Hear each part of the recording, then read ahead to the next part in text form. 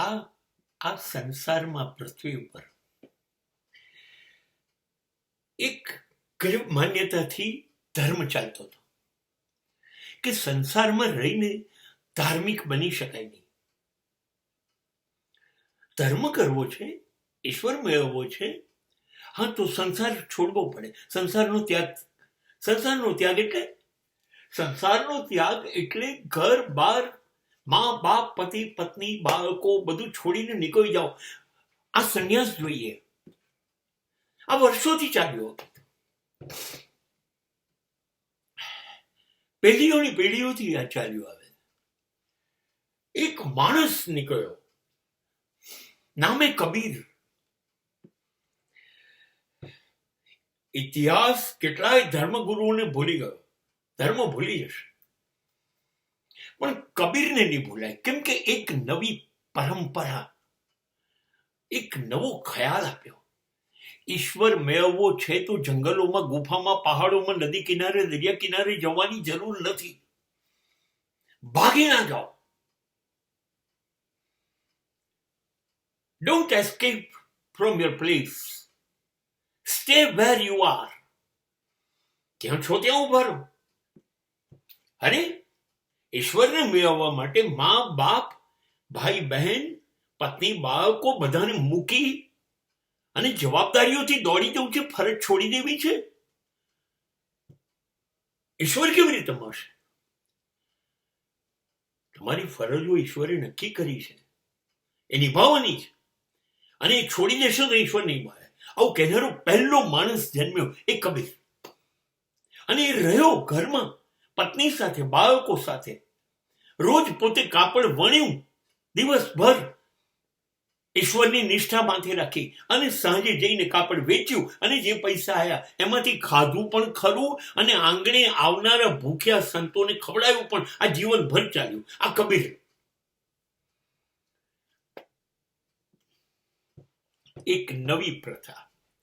અને મારા જેવા માણસોને અદ્ભુત વિશ્વાસ એને આપ્યો કે અહીંયા પણ મળશે ઈશ્વર. કબીરને મળ્યો નહીં. કબીર જ ઈશ્વર થઈ ગયો. અને આ માણસે જે કામ કર્યું છે, અદ્ભુત કર્યું.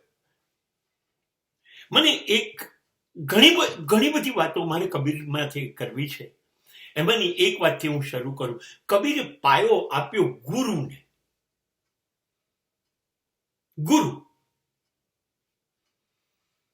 गुरु गोविंद दोनों खड़े किसको लागू पाए, बलिहारी गुरु आपकी गोविंद दियो बताए.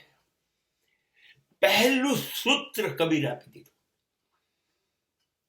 કે ગુરુ અને ગોવિંદ એટલે ઈશ્વર બંને ઉભા હશે તો હું ઈશ્વરને પહેલા પગે નહીં લાગુ, હું મારા ગુરુને પગે લાગીશ. કારણ કે આ એક ગુરુ છે જેણે મને ઈશ્વરની ઓળખાણ કરાઈ. નહીતર આ ઈશ્વર છે એની મને ઓળખાણ કેવી રીતે ખબર? અને માટે હું મારા ગુરુને મહત્વ આપીશ. એ ગુરુ નું મહત્વ સાબિત કબીરે સૌથી પહેલું કર્યું. આપણા સમાજમાં મહાન અવતારોએ તો કર્યું જ તું. કૃષ્ણે સાંદીપનીને સ્વીકાર્યા હતા, રામે વશિષ્ઠને સ્વીકાર્યા હતા. ઓકે, હતું જ.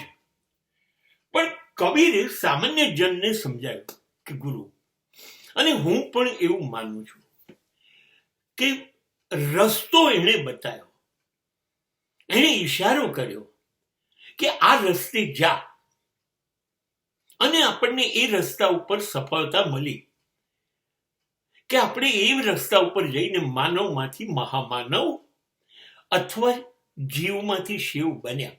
એનો આભાર ગુરુ ઉપર છે. એને રસ્તો બતાવ્યો.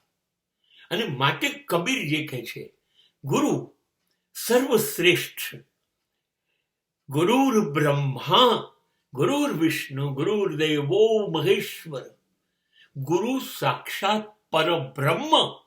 મતલબ ગુરુ બ્રહ્મા વિષ્ણુ ને મહેશ કરતા પણ જેને બ્રહ્મ પરમ છે એ છે.